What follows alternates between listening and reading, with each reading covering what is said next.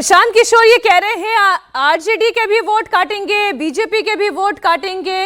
Vote कटवा party कहने से उन्हें कोई गुरेज नहीं है। वो खुद डंके की चोट पर कह रहे हैं हाँ हम वोट कटवा पार्टी हैं हर्षवर्धन जी, लेकिन क्या वाकई में उतने वोट वो काट पाएंगे जितना मतलब वो दावे के साथ कह रहे हैं? नहीं मीनाक्षी, मुझे लगता है कि ये तो सामने आएगा जब चुनाव हो जाएंगे, लेकिन चुनाव के पहले ऐसा वातावरण वो बना पा रहे हैं क्या? तो मुझे लगता है वातावरण तो वो बना रहे हैं। कहां तक जाएंगे, कैसे जाएंगे, वो अलग बात है। और जब आप इस तरह से कहते हैं कि हाँ हम वोट कटवा पार्टी हैं, दोनों को वोट काटने जा रहे हैं, तो उनके साथ जो समर्थक खड़ा है अब वो थोड़ा और जिसको कहे ना कि उसका कॉन्फिडेंस बढ़ेगा, उसका आत्मविश्वास बढ़ेगा। जब आप दबे दबे से कहते हैं कि अच्छा नहीं हमको कुछ वोट मिल जाए, सामने आप कहते हैं कि नहीं नहीं हम तो किसी का वोट नहीं काट रहे, तो ये दोनों रणनीति समझिए।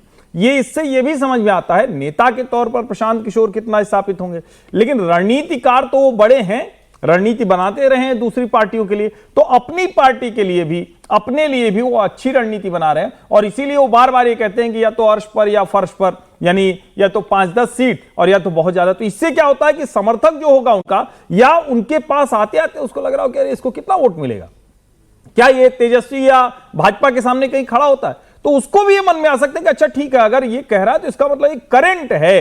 तो उन दोनों चीजों को स्टैब्लिश करने की कोशिश कर रहे हैं। तो मुझे लगता है प्रशांत किशोर रणनीतिक तौर पर बहुत ठीक जा रहे हैं, अपना एजेंडा सही से बिहार के लोगों के सामने रख पा रहे हैं। अच्छा, फिर मैं ये पूछती हूँ विजय जी, किसके वोट ज्यादा काटेंगे? बीजेपी के ज्यादा काटेंगे, आरजेडी के ज्यादा काटेंगे? नहीं, अभी तो वो लड़ाई तेजस्वी से लड़ रहे हैं। औपचारिक तो मतलब देखा जाए तो उनकी मोटी लड़ाई तेजस्वी के साथ है, तो जाहिर है उन्हीं के वोट ज्यादा काटेंगे। और अभी तक तो ये साफ करने में भी वो आप इसे थोड़ा बढ़ाएंगे कि क्यों ये तेजस्वी के खिलाफ की लड़ाई ज्यादा है? नहीं, वो जो उनका पूरा कैंपेन है वो नीतीश कुमार से ज्यादा तेजस्वी के खिलाफ है, और भारतीय जनता पार्टी के खिलाफ तो है ही नहीं। तो ज्यादातर लोग वहां मानते हैं कि वो जैसे खुद भी कह रहे हैं कि भाई सब लोग कहते हैं हमें बीजेपी ने फिक्स किया है। वो तो ओवैसी जी के लिए भी कहते रहे हैं कि बीजेपी ने फिक्स किया। हाँ, लेकिन तेजस्वी जी के लिए उनकी लड़ाई सीधी तेजस्वी से है, और वो समझते हैं कि उस पर कैसे काम किया जा सकता है।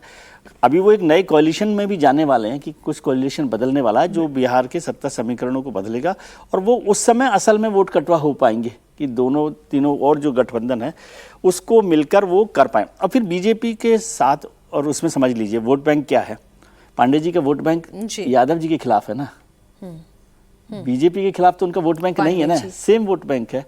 तो वो वहां नहीं जा रहे, उस लड़ाई को वो समझते हैं कि यहाँ से यादव साहब के जो वोट है, तेजस्वी जी के वोट है, वो पांडे जी कुछ हासिल कर लें और एक सत्ता समीकरण को बदले। लेकिन अगले महीने भर में आप देखेंगे कि प्रशांत जी किसी नए राजनीतिक संगठन पार्टी के साथ भी एक बड़ा गठबंधन करने वाले हैं, और उससे उनकी ताकत थोड़ी बढ़ जाएगी।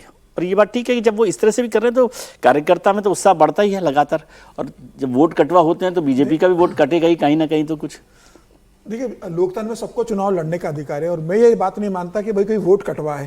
भाई पहली बार चुनाव लड़ रहा है वो, कई राजनीतिक दल ऐसे जो पहली बार चुनाव लड़ते हैं तो उन्हें वोट कटवा कहा जाता है, बाद में वो राजनीति में एक अपना स्थान ग्रहण करते हैं और सत्ता में आते हैं।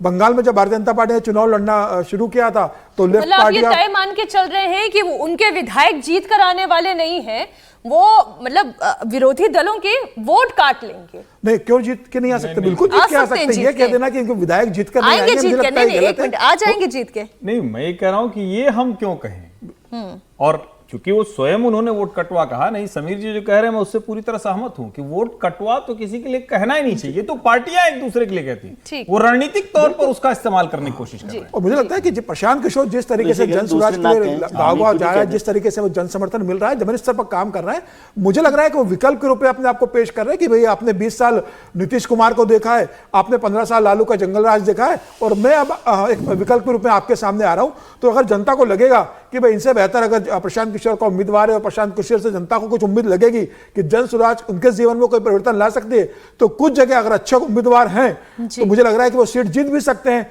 और हो सकता है कि इस बार अगर वो 2020 के चुनाव में कोई बहुत बेहतर प्रदर्शन नहीं करे तो आने वाले 5 साल के बाद 2025 का विधानसभा चुनाव में प्रशांत किशोर ताकत के रूप में उभर कर आए। जी।